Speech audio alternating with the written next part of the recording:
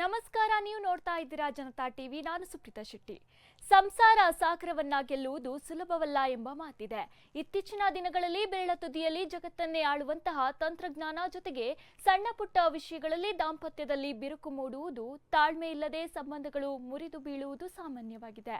ಇದಕ್ಕೆ ವೃತ್ತಿ ಜೀವನದ ಒತ್ತಡ, ಬದಲಾದ ಜೀವನ ಶೈಲಿ ಮತ್ತು ಅಹಂಕಾರಗಳ ನಡುವೆ ಸಾಂಸಾರಿಕ ಜೀವನಕ್ಕೆ ಕೊಡಬೇಕಾದ ಬೆಲೆ ಮತ್ತು ಗೌರವ ಕಡಿಮೆಯಾಗ್ತಾ ಇದೆಯೇನೋ ಎಂಬ ಆತಂಕ ಎಲ್ಲರಲ್ಲಿದೆ. ಆದ್ರೆ ಯಶಸ್ವಿ ದಾಂಪತ್ಯಕ್ಕೆ ವಯಸ್ಸು, ಹುದ್ದೆ ಅಥವಾ ಆಸ್ತಿ ಮುಖ್ಯವಲ್ಲ.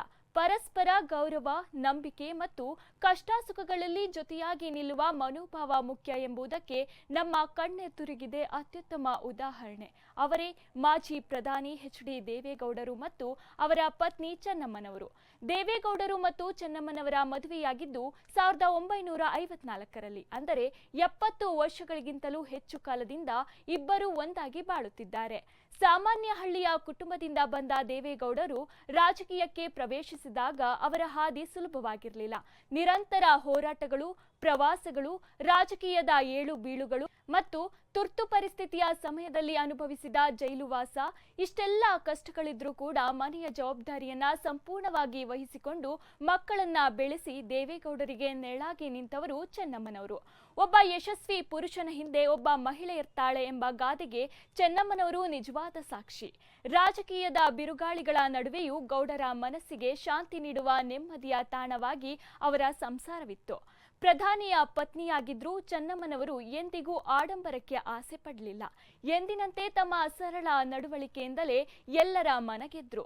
ರಾಜಕೀಯವೆಂಬ ಜಂಜಾಟದ ಮಧ್ಯೆಯೂ ದೇವೇಗೌಡರು ಕುಟುಂಬಕ್ಕೆ ನೀಡಬೇಕಾದ ಗೌರವವನ್ನ ಎಂದಿಗೂ ಕಡಿಮೆ ಮಾಡಲಿಲ್ಲ. ಹಿರಿಯ ವಯಸ್ಸಿನಲ್ಲೂ ಇಬ್ಬರು ಪರಸ್ಪರ ಕೈ ಹಿಡಿದು ನಡೆಯುವ ದೃಶ್ಯಗಳು ಪ್ರತಿಯೊಬ್ಬರಿಗೂ ಭಾವುಕತೆ ಮತ್ತು ಸ್ಫೂರ್ತಿ ನೀಡುತ್ತೆ. ಜೀವನದಲ್ಲಿ ಎಷ್ಟೇ ಎತ್ತರಕ್ಕೆ ಬೆಳೆದರೂ ಮೂಲ ಮೌಲ್ಯಗಳನ್ನ ಮತ್ತು ಸಾಂಸಾರಿಕ ಬಂಧಗಳನ್ನ ಮರೆಯಬಾರದು.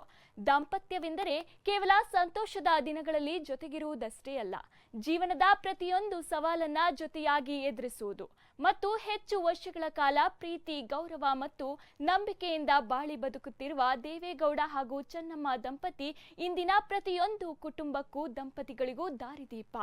ಅವರ ಈ ಅಪರೂಪದ ದಾಂಪತ್ಯ ಜೀವನ ನಮ್ಮ ಎಲ್ಲರಿಗೂ ಪ್ರೇರಣೆಯಾಗಲಿ.